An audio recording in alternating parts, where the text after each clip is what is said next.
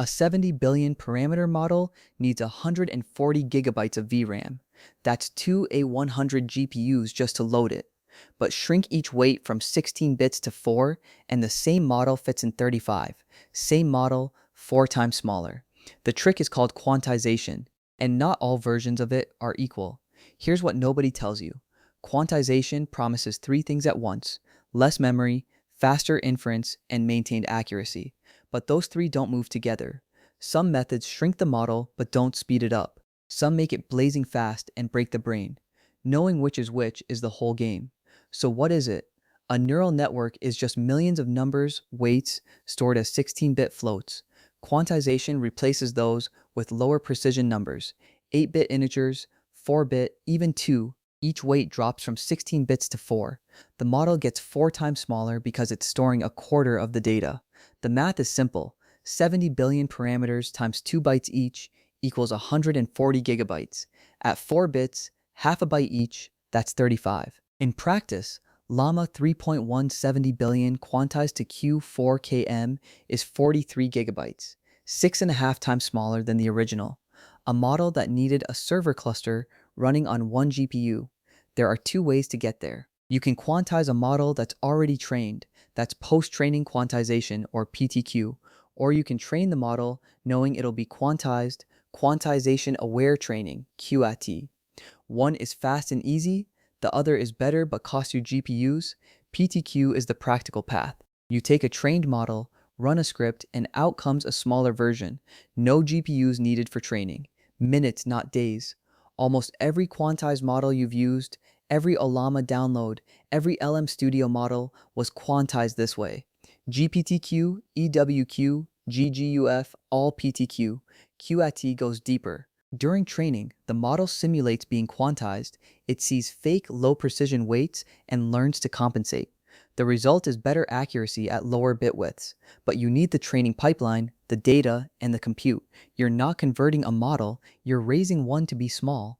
The simplest PTQ method is RTN, round to nearest. Each 16-bit weight gets rounded to the nearest 4-bit value. No math, no compensation, no cleverness. It's free and instant, and it works fine at 4 bits. Below that, it falls off a cliff. But we'll get to that. GPTQ was the breakthrough. Elias Frintar and team published it in October 2022. Instead of rounding weights blindly, it uses the Hessian, the matrix of second derivatives, to account for how weights interact.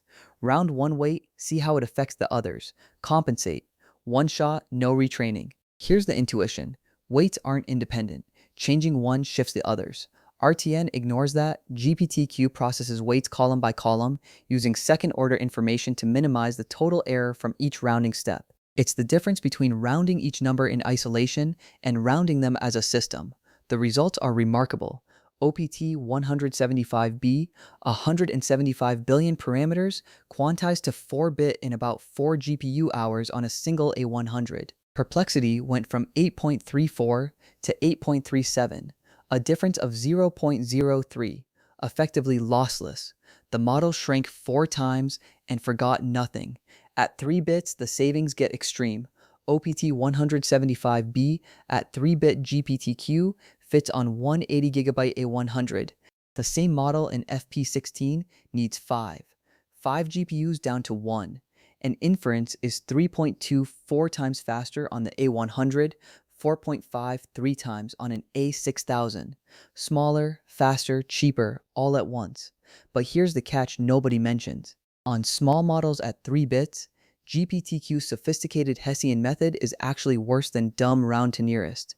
Llama 7 billion at 3 bits, GPTQ gets Perplexity 8.81, RTN gets 7.01. The clever method lost to the dumb one. The method matters as much as the bit width. AWQ came next. G-Lean and the MIT Hand Lab, June 2023. Activation-Aware Weight Quantization. The insight: not all weights matter equally. A tiny fraction, about 1%, carries most of the signal. Protect those and quantize the rest aggressively, and you keep accuracy with almost no overhead. How do you find the important weights? Not by looking at the weights themselves, by looking at the activations.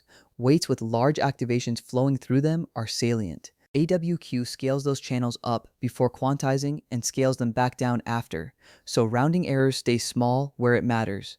The other 99% get squeezed hard. The numbers prove it.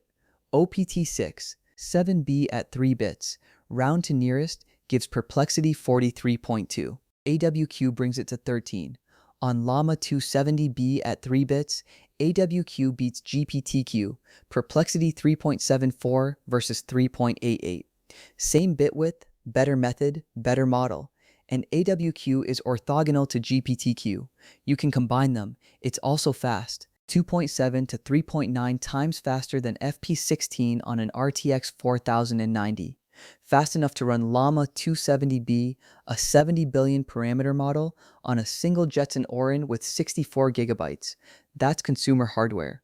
A model that used to need a data center running on something you can hold. Then there's GGUF, the format that powered the local AI boom, built by Georgy Gerganov for Llama TCPP, starting August 2023. GGUF isn't a quantization algorithm, it's a file format that stores quantized weights plus metadata in a single file. Its job? Make models runnable on CPUs and consumer GPUs, no data center required.